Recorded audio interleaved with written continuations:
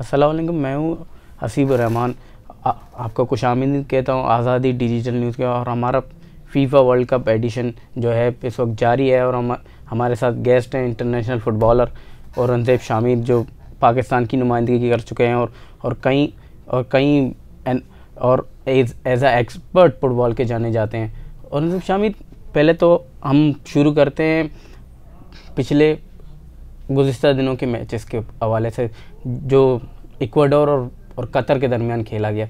तो आप as a match को किस तरह एनालाइज करेंगे, और दूसरी जानिब आप कतर ने जो इब्तदाई तकरीब की है उसको कैसा देखते हैं बानिस्बत पिछले वर्ल्ड कप तक? सबसे पहले तो आपका बहुत बहुत शुक्रिया हसीब रहमान। जैसा कि आपने देखा कल वर्ल्ड कप का ओपनिंग हुआ और कतर जो एक्सपेक्टेशन थे एज अ होस्ट की हैसियत से इस वर्ल्ड कप को होस्ट करेगा, जो सेलिब्रेशन, जो सेरेमनी, ओपनिंग सेरेमनी के जो रंगारंग तकरीब उन्होंने मुनक्कद की, वो बहुत ही काबिल तारीफ़ थी।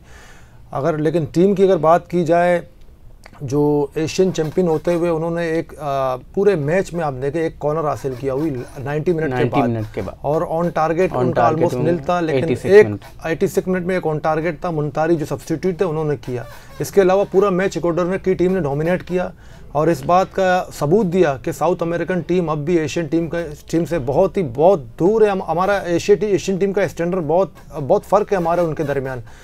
एशिया की अगर बात करते हैं, एशिया में माँ सिवाय सऊदी अरबिया के जो 1994 के वर्ल्ड कप में गालिबन उन्होंने क्वार्टर फाइनल के लिए क्वालिफाई किया था, जहाँ सईद अल अवारानी ने गोल भी स्कोर किया था बेल्जियम के अगेंस्ट, जो फीफा के टॉप 10 गोल में से एक गोल है। इसके अलावा ईरान की टीम अगर ग्रुप स्टेज से बाहर हो जाती है लेकिन इतना मायूसकुन कारकर्दगी का मुजाहरा नहीं करती है। लास्ट वर्ल्ड कप में आपने देखा पोर्चुगल और स्पेन के साथ ड्रॉ में था और एक पॉइंट भी हासिल किया, लेकिन बड़े मार्जिन से कोई मैच नहीं आ रहा, नैरो मार्जिन से मैच आ रहे। तो कतर की टीम काफ़ी वीक, काफ़ी फ्रेजाइल और काफ़ी वल्नरेबल नज़र आई और काफ़ी बेबस नज़र आई। आपने देखा बाल पोजीशन तक वो मेंटेन नहीं कर रहे थे, 10 से 11 टचेस नहीं कर रहे थे।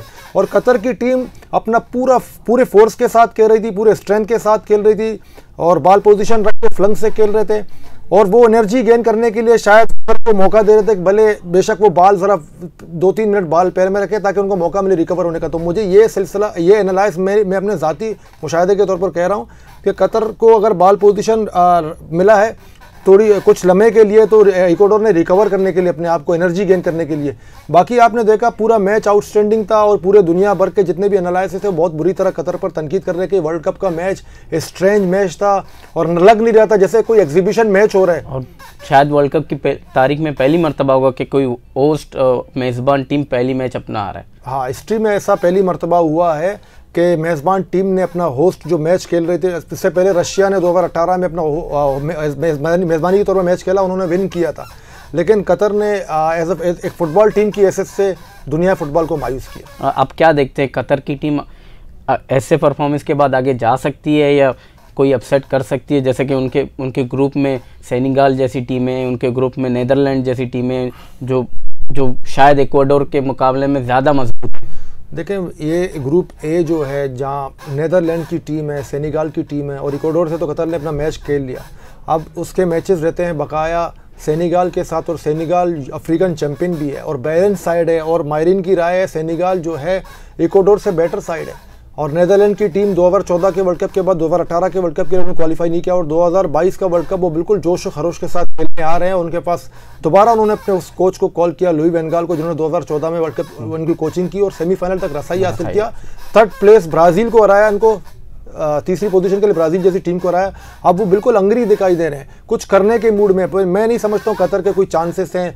मैं सिर्फ ये देख रहा हूँ कि कतर अगर बड़े मार्जिन से अवॉइड भी करे तो इनके लिए बहुत बड़ा अचीवमेंट होगा इसके लिए। तो जैसे कि हम आज के मैचेस की बात करें तो सेनेगल और नीदरलैंड की टीमें आमने सामने होंगी। जैसे हमने बेशतर देखा है तो एक स्ट्रेंथ, जैसे कि आप कहते हैं कि यूरोपियन फुटबॉल में एक स्ट्रेंथ नज़र आता है, तो इसी तरह जो अफ्रीकन प्लेयर, जो जितने भी अफ्रीकन प्लेयर हमने देखा उनका स्टैंडर्ड जो है वो यूरोपियन फुटबॉलर की तरह ही है और स्ट्रेंथ से ही खेलते हैं। तो आप क्या समझते हैं कि सेनेगल इस बार भी अपसेट कर पाएगी? सेनेगल अपना ये तीसरी मरतबा शायद वर्ल्ड कप खेल रही है। 2002 में इनका बेस्ट परफॉर्मेंस ये था कि उन्होंने क्वार्टर फाइनल के लिए क्वालिफाई किया था। सेनेगल सेकंड अफ्रीकन नेशन है जिन्होंने क्वार्टर फाइनल के लिए क्वालिफाई किया। इससे पहले कैमरून ने 1990 के वर्ल्ड कप में क्वालिफाई किया था। तो सेनेगल के पास एक तो इनको एक मैसिव ब्लो इनके लिए कि सादियो माने जो है वर्ल्ड कप से तकरीबन बाहर हो चुके। इन्होंने क्वालिफाइंग कैंपेन में खासकर प्लेऑफ मैच में एक क्रूशल रोल प्ले किया था, पेनल्टी किक स्कोर भी किया था इजिप्ट की टीम के सामने। इसके अलावा इनके पास बैलेंस साइड है और उनके कोच सीसे खुद भी बार्कलेस प्रीमियर लीग में बर्मिंघम सिटी और पोर्ट्समाउथ की नुमाइंदगी कर चुके हैं और अच्छे डिफेंडर और सेंटर मिडफील्ड में खेल चुके हैं।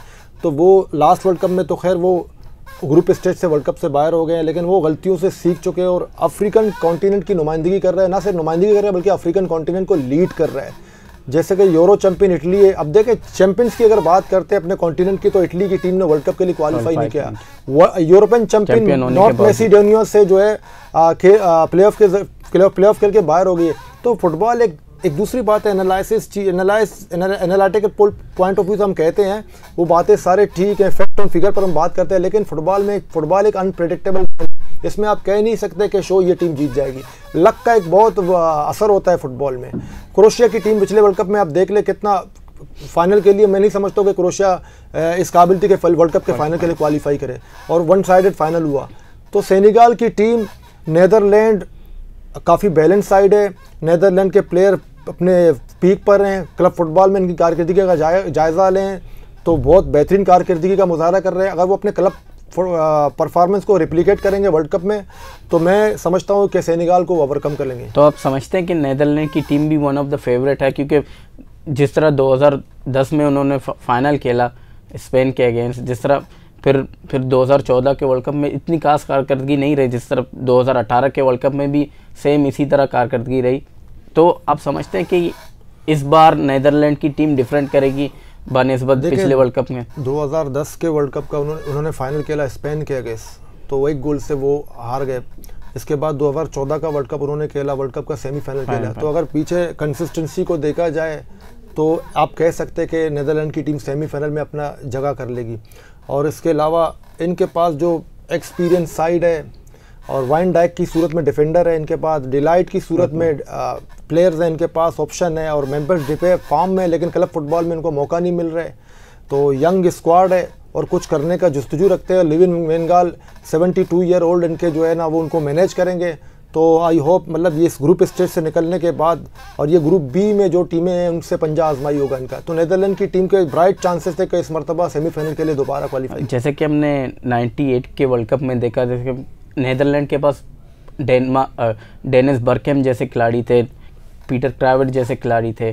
तो इस बार जैसे कि अभी रिसेंटली वान पर्सी जैसे खिलाड़ी थे, तो इस बार क्या देखते हैं कि नीदरलैंड के लिए कौन ज़्यादातर मोतबर साबित होगा और कौन ज़्यादा नीदरलैंड के लिए अच्छा परफॉर्मेंस? नीदरलैंड के सारे उम्मीदें जो है इस वक्त उनके टॉप स्कोरर है मेम्फिस डिपे हैं, बार्सिलोना में शायद अभी तक हैं, और उनका ट्रांसफ़र रूमर भी चल रहा है, 12 के करीब उन्होंने स्कोर किया है। लेकिन आपको पता है वर्ल्ड कप में जो टीमें फाइनल के लिए रसाई हासिल करती है वो किसी एक प्लेयर पर मुकम्मल तौर पर रिलाई नहीं करती है। एक बैलेंस साइड आपका होना चाहिए। नीदरलैंड की टीम में वो पोटेंशियल है कि राउंड ऑफ 16 से निकलकर क्वार्टर फाइनल या सेमीफाइनल तक के लिए रसाई हासिल कर सकते हैं। लेकिन इस बड़े मार्के के लिए आपके पास पूरा स्क्वाड आपका पूरा कंप्लीट, जैसे फ्रांस की टीम का हम बार बार जिक्र करते हैं 2018 के वर्ल्ड कप का, फ्रांस की टीम कंप्लीट साइड थी। तो इसी तरह 2014 में स्पेन की टीम पूरी कंप्लीट साइड थी। किसी एक एरिया में मैं नहीं समझता था कोई वीकनेस हमें नज़र आया। तो इस वर्ल्ड कप में नीदरलैंड की टीम का मैं बिल्कुल प्रेडिक्शन ये दे सकता हूँ कि सेमीफाइनल के लिए क्वालिफाई कर सकती है। हाँ, जैसे कि अभी हम बात कर रहे थे दोनों ग्रुप्स की, अभी दोनों ग्रुप्स के एक ग्रुप बी का पहला मैच है और ग्रुप ए का गालिबन दूसरा मैच है। तो इस बार आप क्या देख रहे हैं कि ग्रुप ए से कौन टॉप करेगा और ग्रुप बी से कौन ग्रुप ए? जैसे कि हम डिस्कस कर चुके हैं, कतर तो ऑलरेडी आप समझ लें कि वर्ल्ड कप से ऑलमोस्ट ये काफ़ी वीक साइड है इस ग्रुप में, और सेनेगल और इक्वाडोर के दरमियान ये बैटल जारी है।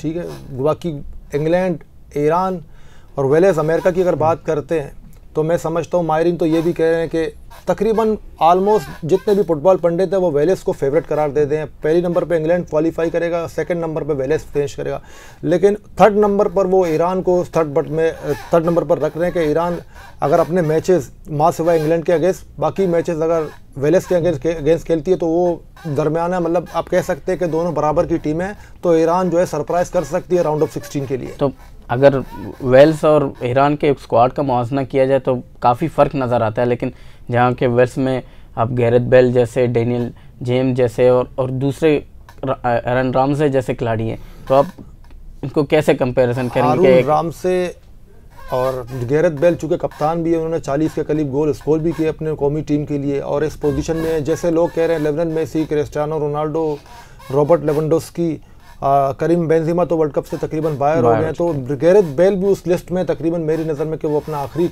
वर्ल्ड कप खेल रहे हैं, तो अपने नेशन को सरप्राइज करने की भरपूर कोशिश करेंगे। वो फॉर्म में भी हैं क्लब फुटबॉल में, लेकिन ईरान की टीम अब कुछ नया कुछ करने के मूड में। आपको पता है ईरान ने वर्ल्ड कप क्वालिफाइंग कैंपेन में अपने क्रोएशिया के कोच को फायर कर दिया, और कार्लोस जब क्वालिफाई करवाने के बाद, जबकि कार्लोस क्यूरेस जो है इससे पहले इजिप्ट की टीम को कोच थे और 7 से 8 महीना उस ओहदे पर फाइज रहे, उसके बाद उनको वहाँ से उन्होंने स्टेप डाउन किया। तो ईरान की टीम में जो फुटबॉल के जो उनके चेयरमैन थे ईरान फुटबॉल फेडरेशन के, अब्दुल्ला मदू, तो उन्होंने जो है कार्लोस क्यूरेस के साथ पहले से भी अच्छे मरासिम तो उनको कॉल किया। तो देखें एक मास्टर माइंड होता है, पूरी टीम को चला रहा होता है, टीम को मैनेज कर रहा होता है। तो अब देखना ये है कि कार्लोस क्यूरेस कौन सा फॉर्मेशन डिज़ाइन करेंगे ईरान को राउंड ऑफ 16 से निकालने के लिए।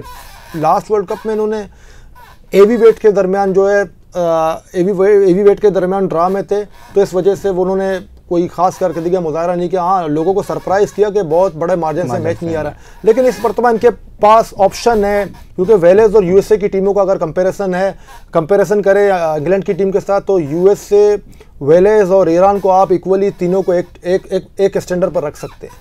हम देखते हैं कि जहाँ तक फुटबॉल की चेंजेस के हवाले से, जैसे फुटबॉल दिन पर दिन चेंज होता जा रहा है, तो क्या प्लेयर के अलावा काफ़ी फुटबॉल कोचेस पर निर्भर करता है कि वो फॉर्मेशन कैसे रखते हैं, या वो मैच टीम को मद्देनज़र रखते हुए फॉर्मेशन रखते हैं? तो इस हवाले से आप क्या कहेंगे कि क्या फुटबॉल चेंज हुआ है इससे? देखिए, कोचिंग का बहुत बड़ा असर होता है फुटबॉल में। आपने देखा क्लब फुटबॉल को हम करीब से फॉलो करते हैं। क्लब फुटबॉल में मैनेजर को उस वक्त सेक कर देते हैं जब क्लब स्ट्रगल कर रहा होता है, और बहुत से टीमें वर्ल्ड कप में क्वालिफाई ना करने के बाद जो है अपने कोच को फारिग करते हैं।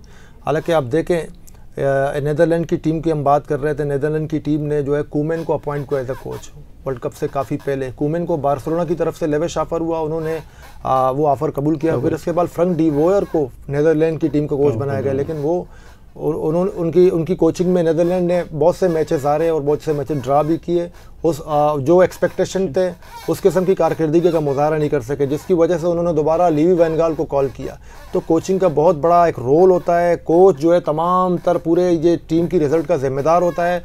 टीम का गेम प्लान कोच तय करता है, कोच स्ट्रेटजी बनाता है, कोच फॉर्मेशन बनाता है, और उसी पूरे अपने फॉर्मेशन के हिसाब से टीम को सेलेक्ट करता है और मैच के लिए प्लेयरों को ज़हनी तौर पर प्रिपेयर करता है। कोच बैकबोन की हैसियत रखता है वर्ल्ड फुटबॉल में।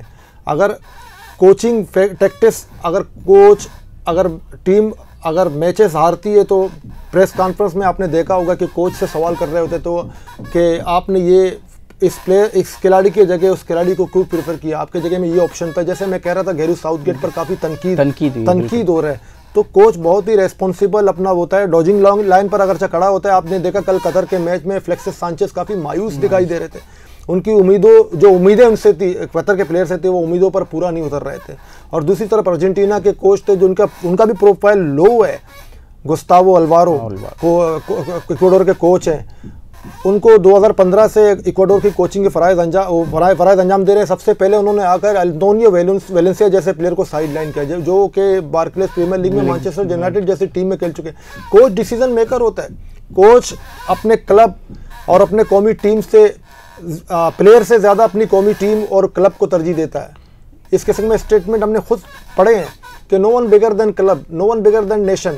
तो वो जो स्टार प्लेयर होता है या उनका कोई ग्रुप होता है या फैन फॉलोइंग उनका ज़्यादा होता है, वो इस चीज़ को नहीं देखते। वो अपने जॉब को देखते हैं, अपने नेशनल टीम को देखते हैं और अपने क्लब की। हम बात करें तो सेनेगल और नीदरलैंड की दोनों टीमें ही अच्छी हैं, तो क्या एक्साइटिंग फाइट करने को मिलेगा या अपसेट बहुत ही मतलब एक्साइटिंग मैच होगा दोनों टीमों के दरमियान। अफ्रीकन चैंपियन और दूसरी तरफ नीदरलैंड जो एक वर्ल्ड कप 2018 ना खेल सकी, दोबारा उसी कोच के साथ आ रहा है, यंग स्क्वाड के साथ। काफ़ी मैं समझता हूँ आज जो मैच होंगे, आज के मैच का बेहतरीन मैच जो होगा नीदरलैंड और सेनेगल के दरमियान होगा, लेकिन ये मैच ड्रा होगा।